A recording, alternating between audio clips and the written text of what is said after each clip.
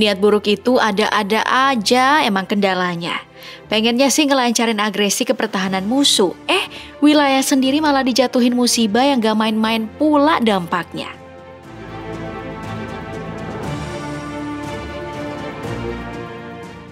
Telah menjadi perbincangan hangat bahwa Israel berencana untuk melancarkan serangan besar-besaran ke Gaza pertengahan Oktober 2023. Namun, alam seakan-akan memiliki rencana lain. Sebuah kejadian tak terduga terjadi ketika banjir besar melanda Tel Aviv, ibu kota Israel, menggagalkan rencana operasi militer mereka. Informasi terbaru mengungkapkan bahwa banjir parah di Tel Aviv disebabkan oleh hujan deras yang mengguyur kota tersebut tanpa henti. Akibatnya, beberapa area penting di kota ini terendam banjir. Video yang beredar di media sosial menunjukkan bahwa kendaraan kesulitan melintasi jalan-jalan yang tergenang air, memberikan gambaran betapa parahnya kondisi di Tel Aviv dan Herzliya yang berdekatan. Kondisi cuaca yang ekstrim ini bukan hanya mengganggu aktivitas sehari-hari warga, tetapi juga mempengaruhi rencana strategis militer Israel. Tank-tank militer yang sebelumnya sudah disiapkan di luar Erez untuk melancarkan serangan ke Gaza harus menahan diri. Kejadian ini mengingatkan banyak orang pada perang Al-Khandaq di zaman Nabi Muhammad. Saat itu umat muslim menggali parit untuk melindungi Madinah dari serangan besar pasukan musuh. Strategi cerdik ini berhasil menghalau musuh dan memberikan kemenangan bagi umat muslim. Sebab galian parit tersebut berhasil menjadi tameng tak terduga bagi umat muslim yang sebelumnya terpojok karena bersiap untuk gempuran kaum kafir Quraisy dan Yahudi. Mirip dengan situasi saat ini, ketika umat muslim Palestina justru ditolong oleh banjir yang mengurung ibu kota Israel. Banjir bandang udah merendam sebagian besar kota. Pemerintah Israel fokusnya udah kebagi. Mau nyerang tapi rakyatnya menderita, atau menanggulangi bencana dulu tapi pertahanan hancur lebur. Namun bencana alam di Tel Aviv tidak berhenti di situ saja. Pasca banjir besar tersebut muncul fenomena alam yang cukup langka, yaitu waterspout. Fenomena ini terjadi di lepas pantai Jaffa, Tel Aviv, pada hari Senin pagi kemarin. Waterspout adalah pusaran angin yang muncul di atas permukaan perairan, biasanya disertai dengan hujan deras. Namun, ada juga waterspout yang muncul tanpa hujan lebat, hanya berupa pusaran angin. Fenomena waterspout ini timbul akibat hujan yang sangat deras, mengakibatkan awan mengeluarkan pusaran angin di atas permukaan laut. Kejadian ini tentunya menambah daftar bencana alam yang melanda Tel Aviv dalam waktu singkat setelah gempuran silih berganti di wilayah tersebut. Video yang beredar di media sosial menunjukkan detik-detik angin puting beliung menyapu kawasan tersebut. Fenomena ini dikenal sebagai waterspout. Menurut sumber dari Teen Alerts, waterspout ini terjadi pasca banjir bandang yang menerjang Tel Aviv akibat hujan lebat yang melanda wilayah tersebut. Reaksi netizen pun bermacam-macam. Banyak yang mengaitkan fenomena ini dengan doa umat muslim di seluruh dunia. Beberapa komentar warganet di media sosial menyatakan karma atas apa yang mereka lakukan selama ini. Setelah sebelumnya mengalami banjir bandang dan angin puting beliung, kini badai pasir melanda wilayah perbatasan Israel-Yordania. Kejadian ini terjadi pada 16 Oktober 2023. Padahal, dalam waktu dekat mereka punya agenda besar yang dikecam dunia.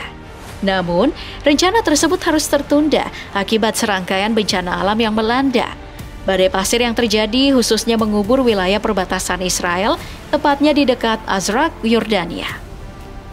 Video yang beredar di media sosial menunjukkan detik-detik ketika badai pasir mengubur sebagian wilayah Israel dan Yordania.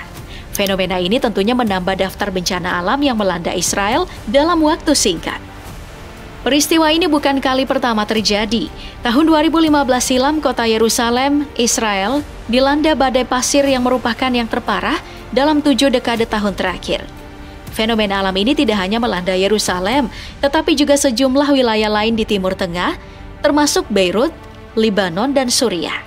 Menurut analisa pihak berwenang lokal, badai pasir ini berasal dari Irak dan Suriah. Akibat dari badai pasir ini, ratusan orang di Israel harus mendapatkan perawatan medis. Sebanyak 340 warga Israel dirawat di rumah sakit karena mengalami masalah pernafasan, asma, dan gangguan jantung. Di Yerusalem sendiri, tingkat polusi udara meningkat drastis, mencapai 173 kali lebih tinggi dari level normal.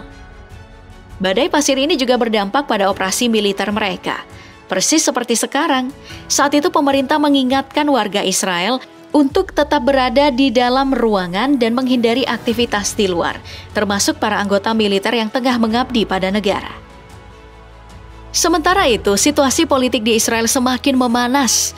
Nampaknya bukan cuma bencana alam, pemerintah Israel juga tengah menghadapi riak politik dari warganya sendiri. Warga Israel menuntut Perdana Menteri Benjamin Netanyahu untuk segera mengundurkan diri. Desakan ini muncul terkait dengan isu tawanan yang ditahan oleh kelompok Hamas di Gaza. Protes besar-besaran terjadi di jalanan Tel Aviv, di mana massa menyuarakan ketidakpuasannya terhadap kepemimpinan Netanyahu. Para pengunjuk rasa mengibarkan spanduk-spanduk dengan kritik tajam pada Netanyahu. Bahkan, salah satu dari demonstran menyebutkan bahwa ia kehilangan anggota keluarganya serta menuduh Netanyahu mengorbankan rakyat demi kepentingan politiknya. Ia menilai pemerintah mengabaikan masyarakat di selatan Israel, khususnya yang berdekatan dengan Gaza. Situasi ini diperparah dengan laporan bahwa sejumlah tawanan Israel yang ditahan di Gaza mengalami cedera atau bahkan meninggal akibat serangan udara yang dilakukan oleh Israel. Hamas yang sebelumnya menangkap sejumlah warga Israel menolak untuk melakukan negosiasi pertukaran tawanan. Krisis ini pun menambah daftar panjang tantangan yang dihadapi Netanyahu dalam kepemimpinannya.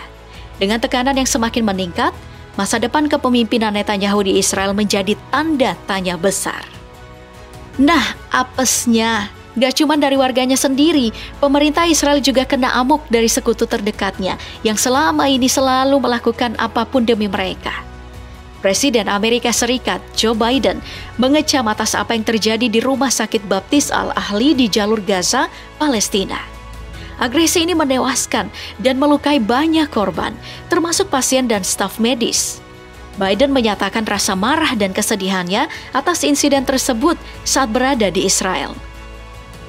Insiden serangan ini terjadi di tengah eskalasi konflik antara Israel dan Hamas yang memanas sejak 7 Oktober.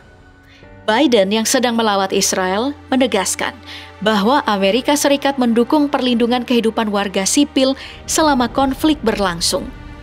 Ia juga menginstruksikan tim keamanan nasional Amerika Serikat untuk mengumpulkan informasi lebih lanjut terkait serangan tersebut. Sebagai dampak dari serangan roket tersebut, sekitar 500 orang termasuk anak-anak dan perempuan dilaporkan tewas. Hamas menuding Israel sebagai aktor di balik serangan ini. Sementara Israel membantah tuduhan tersebut. Israel justru menuduh milisi lain di Palestina, Jihad Islam, sebagai pelaku serangan di rumah sakit. Jihad Islam sendiri dikenal sebagai salah satu sekutu Hamas.